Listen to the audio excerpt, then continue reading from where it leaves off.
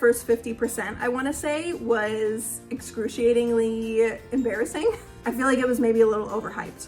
Not the second book. The second book was perfectly hyped.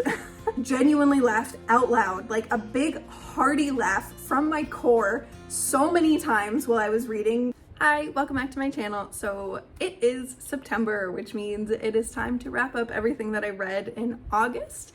And it was a really good month in August. I had a kind of reading challenge going on where I challenged myself to read as much as physically possible while working a full-time job and having other things that I had to do and other commitments before. And I read a lot, and I only did it for 2 weeks in between my university semesters, but it really pushed me to read a lot. And not only that, but afterwards, even though I started my next university semester, I actually read more, I think, in that week after my challenge ended, because I just wanted to keep doing it and I felt like I was on a roll. And it just feels so good to finish a book, like especially if you finish a lot of books at once. I feel like it just pushes you even harder and encourages you to keep reading even more. So I was just like on a high this whole month in terms of reading. I read 12 books total, but there's a little caveat because 2 of those books were actually manga volumes, and then one of them was only like a 70-page short novel. So do with that what you will, count that however you will count it. Either way, I'm just saying 12 just for ease. And yeah, let's get into it. As always, I will be using the CAWPILE method. This is a method created by the Book Roast on YouTube here. I will link her channel below so you can check it out. It's just the most amazing way of rating books ever, I think, and she creates the most amazing spreadsheets to go with them. Like truly, I have my computer right here with it pulled up. You can see a little bit of it. It's like so in-depth. It is so good. It makes my hardcore planner, like love of spreadsheet kind of personality so happy. And if you're like that, and if you like tracking things, if you love statistics, then you would love this spreadsheet. It's linked in the video that I have linked below from her, and it's completely free to download, which is perfect. It's such a blessing. So I love it. I would highly suggest using it if you track anything like that, if you ever use any spreadsheets. And that is what I go off of when I do all of these monthly recaps. I go off of my CAWPILE spreadsheet and my CAWPILE rating system. Also, just a side note real quick before I get into it, I will be putting the description of book 1 in a series if the book is part of a series, or I will just be putting a description of the book in general if it's a standalone, very briefly on the screen. So pause it if you want to read about it, but that's just in case you're interested in the book, you want to read about it, you want to read the description. I'm not very great at summarizing things, so I'm not even going to try. I'm just going to put the description on the screen and then just continue on. Anyways, let's jump into the reviews. The first book that I read this month was Dark Skies by Danielle Jensen, and if I'm looking down here, it's because I have my notes. So I read Dark Skies by Danielle Jensen, but if you watched my last monthly recap for July, then you know that I already talked about this book because I finished it on the morning of August 1st. And I was reading it as a tandem read with Dark Shores by Danielle Jensen. That's book 1 and book 2 of the Dark Shores saga. I think there's 5 books total. And you can read these first 2 books together in a tandem reading guide on Danielle Jensen's website, which I will link in the comment section below. I feel like it's been linked on my channel 1,000 times. Hopefully this is the last time I'm gonna link it because I feel like I've been going ham with linking this. So if you have not somehow seen it on any of my other videos or seen the link, clicked on it, and if you're interested, then you can find it in the description box in this video below. So I'm not going to talk about this one on this video because I just wanted to talk about them together since it was a tandem reading guide, and so I included it on my July recap, even though technically I read it on August 1st. Just wanted to mention it here, but I'm not going to talk about it because, as I said, I already did that in my last video. I'll link it up here somewhere so you can click on it if you want to hear about Dark Skies and also Dark Shores together. But yeah, basically, I enjoyed it. I gave them both 4.5 stars, Dark Shores and Dark Skies, and I believe I rounded down with both of them to 4. I just didn't feel like it was punching me in the stomach, wowing me to be 5 stars. Like I really have to have that gut feeling, and I didn't have that with those books, but they were good anyways. Check out the video if you want to hear more. The second book that I read was The Mediator Shadowland. That is book 1 of the Mediator series, and I'm just going to talk about all of them because I read the entire 6-book series in August. So the second book that I read this month, The Mediator Shadowland, that's book 1. The third book I read this month was The Mediator Ninth Key. That's book 2 in the series. Then I took a little bit of a break. I read some other books, came back to it.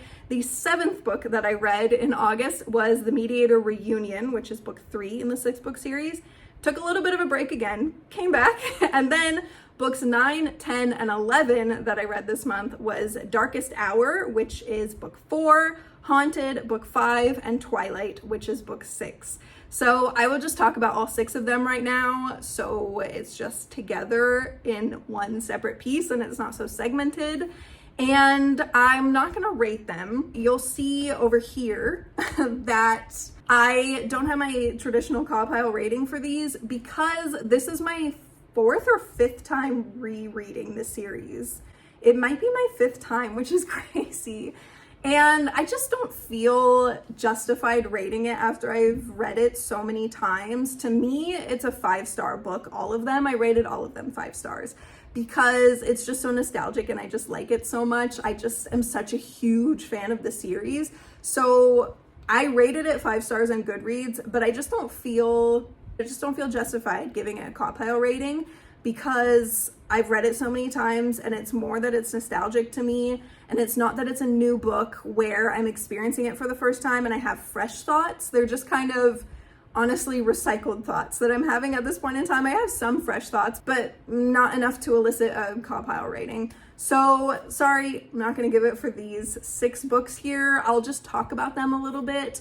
I will say, as much as I love them and as much as I will always rate them 5 stars, and I will keep reading them. Again, 4th or 5th time reading this, I'm not stopping. I'm going to reread it a couple years from now and probably every couple of years for the rest of my life. Like honestly, 100% I could see myself being 90 years old on a rocking chair reading these books. Absolutely. I love them so much. But despite that, and despite how much I love them, I don't know if I would recommend them to you. I don't know if I would recommend them to anyone who did not read them when they were younger like I did. I read them when I was a preteen. I can't remember the first time. Maybe I was 13 years old, 14 maybe, give or take. Honestly, I've got no idea.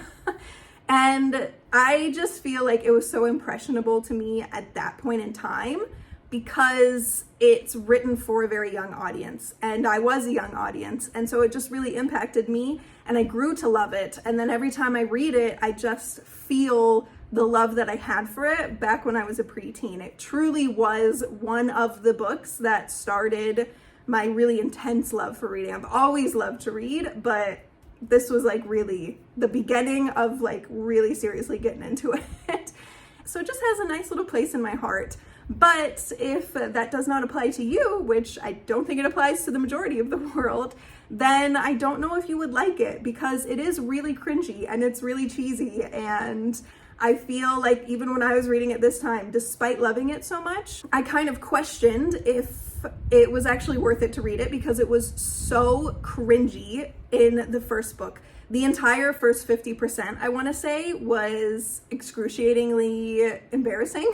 Like hardcore secondhand embarrassment, really cringy, just really like, I don't know, Susanna's just such a try-hard. She's the main protagonist and I love her and I really love who she becomes to be. But my gosh, in the beginning, she's just like constantly talking about how she's not tough, but she actually really is tough. And she's a complete weirdo and a loner, so stay away from her because she's super weird.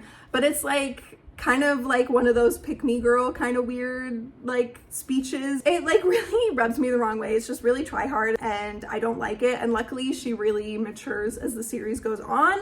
She's still pretty immature by the end of it, if I'm being honest, but she matures more than she started out as, which is a big benefit, and that makes me happy. Even a little bit is progress.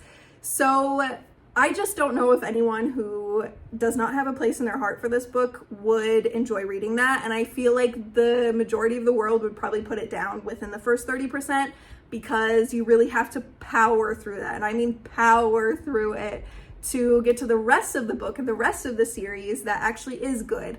But the writing in general is quite young. I feel like it's almost even middle grade kind of writing. It's a young adult book. And I would definitely say the topics and everything, it is young adult. It's definitely, I don't know, it's a paranormal romance. So it's ghosts and whatnot. However, the writing is definitely young, for sure. So if you don't like young writing, this is not a good book for you. It is quite young. It's quite simple. All of these books are roughly 300 pages. So 6 books, 300 pages. It's like roughly 1,800 pages total, which is like a huge, massive chunk of a book. That's like one of those like 1980s epic fantasy kind of books. And so you'd think, you know, how could you possibly finish all of that in a month while also reading all these other things? It's because the writing is so simple. It's because it reads quicker than any book you've ever read in your entire life. I promise you, like if you were to read these books, you would absolutely fly through them. I read the first one in a single day. I read the majority of the other ones while only reading like 30 minutes at night, also within a couple of days, each of them. And again, I was only reading like 30 minutes at night. I wasn't even reading during the day.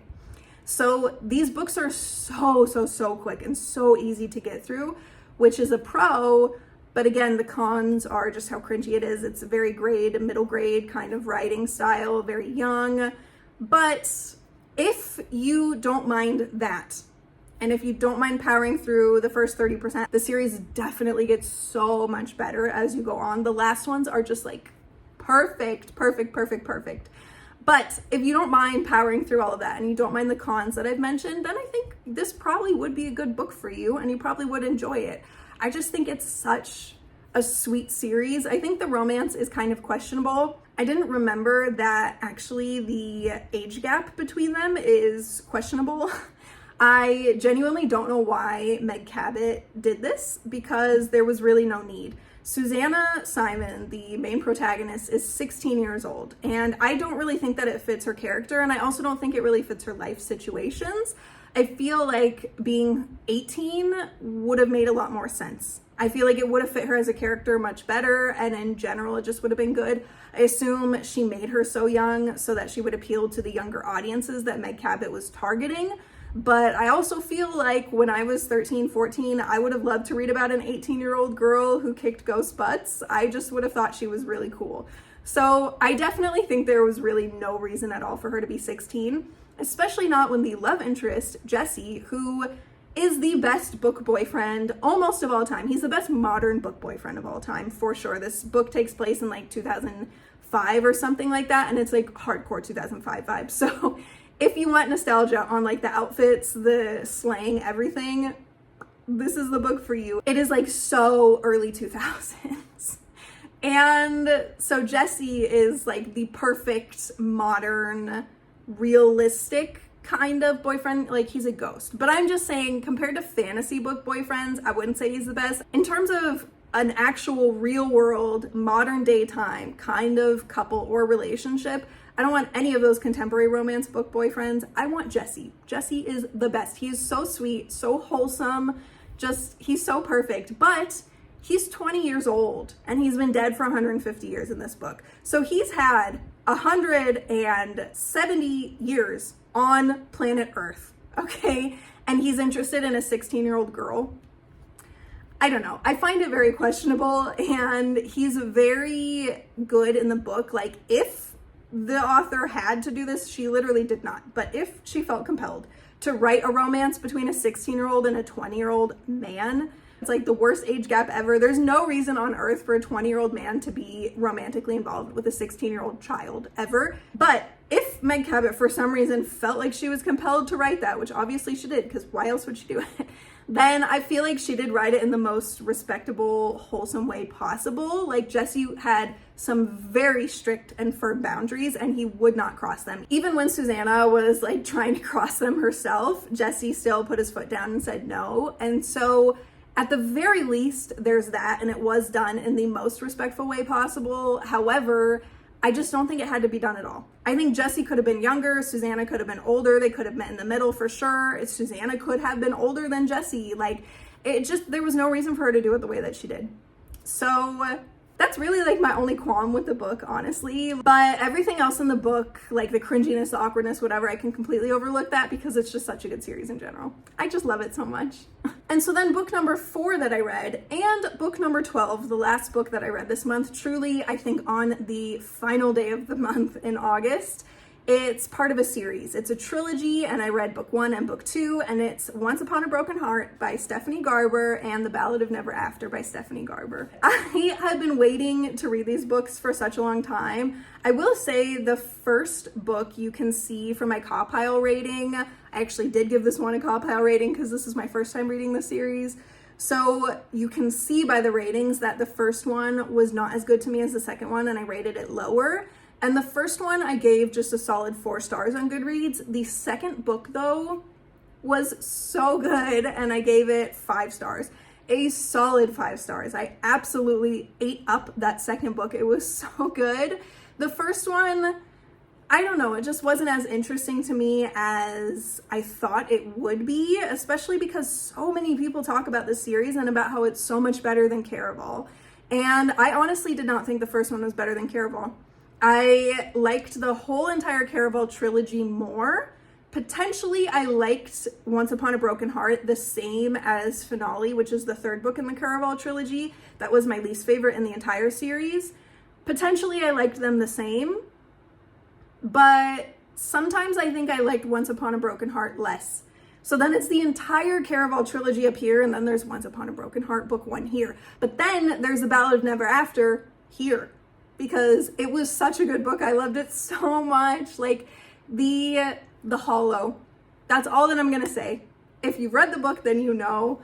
Like, it just was so good. I'd been waiting for it for so long, and just like every single scene in the hollow, I loved it. I ate it up. I'm not going to talk in depth about my CAWPILE ratings. I'm kind of just going to touch upon some of the ones that are standing out. As you can see, the characters in the first one were not as good as the characters in the second one at all. 7.5 versus 9. 9 is a really, really, really high rating for me. I don't rate too many books 9. And that was mostly because I feel like the first book, I just wasn't super attached to the characters. I didn't really feel any particular way about quite a few of them, if not most of them.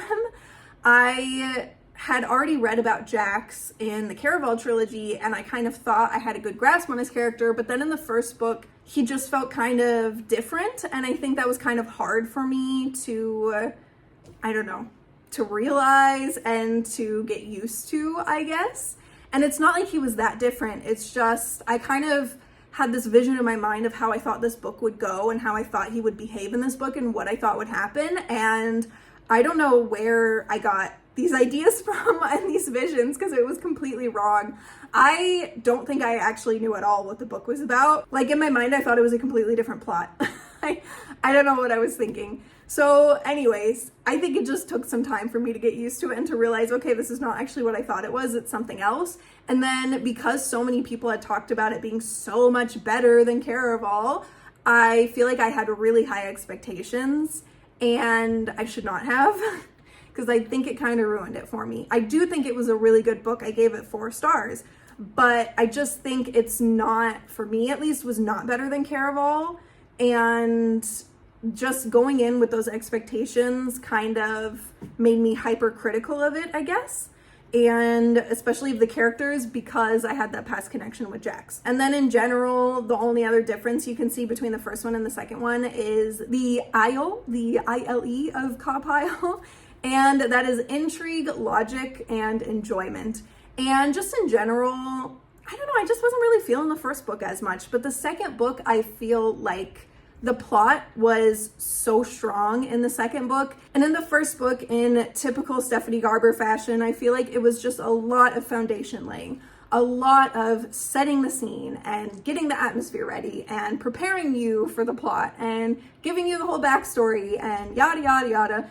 And then only at the very end did it like really start to truly get going. But then in the second book, again, in typical Stephanie Garber fashion, it really got going. And you already had a grasp on the plot. You already knew what it was going to be about. You were already prepared. You got the foundation. You're ready to go. And it just really took off. It was so enjoyable and I could hardly put it down. And I feel like the side characters that you kind of briefly met in the first book, like they really were more impactful and you connected to them a lot more in the second book. I really liked Chaos. Even at the end of the book, I really liked Chaos. I'm not going to spoil anything, but even by the last page, I still really liked him just the whole time. And I loved the little plot twists in the second book. And yeah, and then the Hollow, like I said, I'm not going to explain more because if you know, then you know. And I loved everything about that. And yeah, I'm really excited for book 3. I've not started yet as of filming this. It's like, I don't know, September 5th or whatever. And I have it.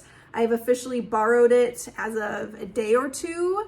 And I've not started on it because I've got other things I'm trying to finish, but I think maybe I might start it later today. So I am super pumped to tell you how I think the third book is and how the series wraps up. But I do really like it a lot. I just don't think the first book at least is better than Caraval. I think the second one was, but definitely not the first one. I feel like it was maybe a little overhyped. Not the second book. The second book was perfectly hyped. But the first one, yeah. It takes me a while in general to get into Stephanie Garber's books because I feel like she's super hardcore into spending a very, very, very long time laying the foundation, as I mentioned. And I just don't like that much because I feel like in some books, you jump right into it and you immediately connect to the characters and you immediately feel a pull to the book and you just have that intrigue. And I feel like in Stephanie Garber books, for me at least, it takes a really long time because I just feel like you don't get into it until after Stephanie feels like you understand it, which sometimes I just like to be thrown in without fully understanding something. But anyways, maybe that's just me, but I did really like the books. And like I said, I'm super pumped to read the third one. So moving on, book number 5 that I read this month and book number 6, that's what I mentioned briefly, the manga series, the 2 volumes, and it's Spy Family, which I have wanted to read for honestly forever. And I've seen other people read it. And there's another YouTuber on here that I follow and I like her content a ton. And she read it and she actually read it on her Kindle. And I didn't know that you could read it on your Kindle. I don't know what I was thinking because I know you can read in multiple languages on your Kindle and they have all these amazing features. So I don't know why on earth I didn't think you could read a manga on your Kindle. I don't know what I was thinking, but she literally changed my life. When she showed that you can read it on there, I was so floored. And so immediately I borrowed Spy Family from my library, finally got around to reading them, and I loved it so much. I'm also not going to give a CAWPILE rating, as you can see, because it's a manga series and it just, I don't know, doesn't make too much sense to me. It's just different than a novel. And so I will just say what I rated it on Goodreads, which was 5 stars, a solid 5 stars. If I could rate it 6 stars, I would. I have never laughed so hard at a manga in my entire life. I genuinely laughed out loud, like a big hearty laugh from my core so many times while I was reading just the first 2 volumes in the series. And I have no idea how many volumes there are total. I don't think it's too much, but I literally cannot wait to read them. I loved them so much. I read them very quickly. They're quick, easy reads. They're very interesting. It's action-packed. It's got adventure. It's got comedy. It's got really wholesome vibes along with just really funny, snarky vibes. Like, it's so good. I feel like it was made for me. The author, by the way, and I also believe the artist, I'm not 100% sure. I will check and I will put something on the screen if it's different, but it's Tatsuya Endo, and I just loved it. It's just so good. Like, such genius to create it, and all the jokes and everything, and the translators, because I read it in English, like, they did such a great job. Also, it's just such a great series. If you're into manga at all, even if you're not, I feel like this would be a good one for you to read. Like, I don't even care what genre you're interested in. Like, this, you should try this out because it's so funny and I just enjoyed it so much. I just think the plot is so creative. As you saw earlier, I just flashed the plot of the first one on the screen. So if you did not read it, you can go back and read it now. But just the whole idea of a found family, but quite literally a found family, as in he went specifically to find this family, is so good. It's just, I love it. It's so creative and it's tons of fun and funny. Yeah, I could rave about it for like 10 minutes more, but I'm not going to. I'm just going to continue on now so that this is not an incredibly long video. The final book that I read this month was the tiny novel, as I mentioned, only 70 pages roughly. And this is Tiny Garden, Huge Harvest by Caleb Warnock.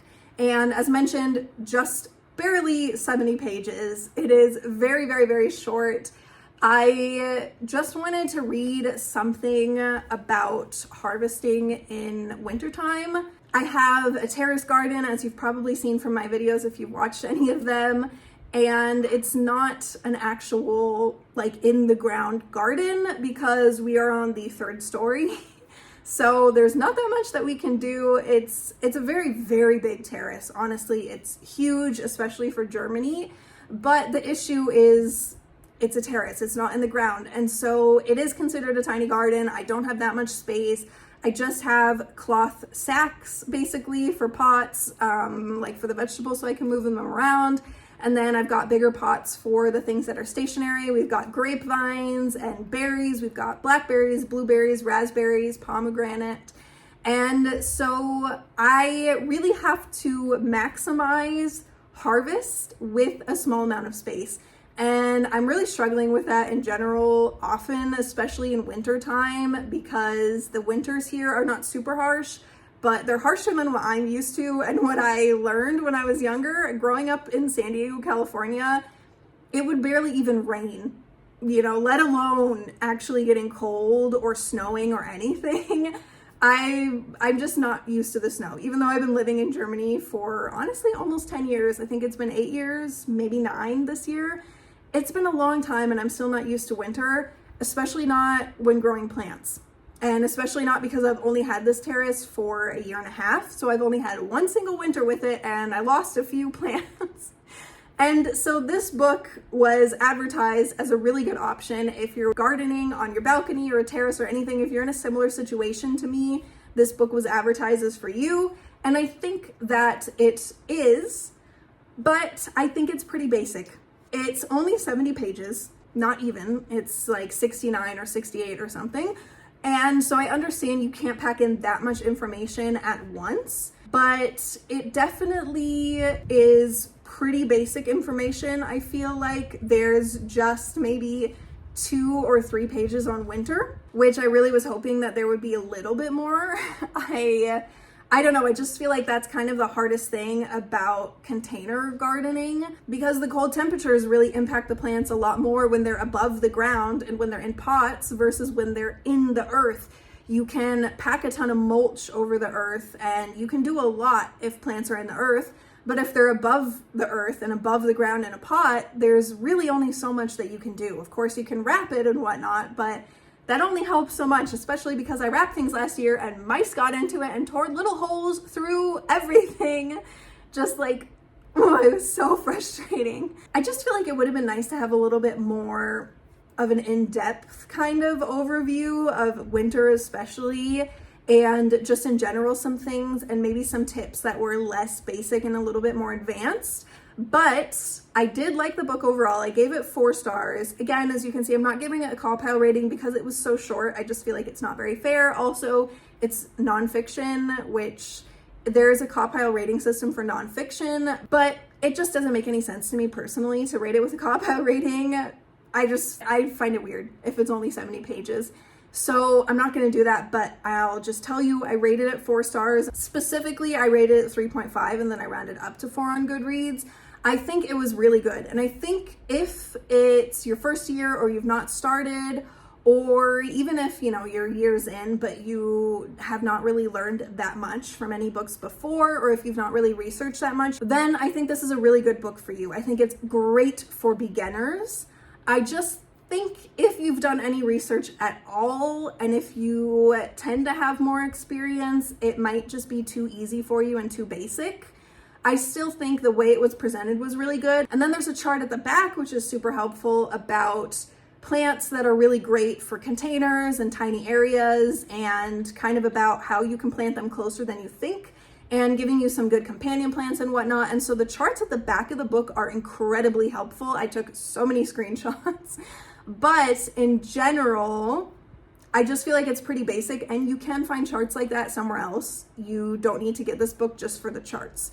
So yeah, I think it just depends on your situation. I think if you're in the exact situation I'm in, where you've already had one harvest season, you've already gone through a winter, you've, experimented yourself, you've had a lot of experience anyways with plants, it's not your first rodeo, then I don't think that this book would be a great read for you. But if you want a refresher, if you're new, anything like that, then I do think it would be a really good book. And I think it was an enjoyable read anyways. I did like how he presented the information, and I liked how the book was created. I think it was a good book.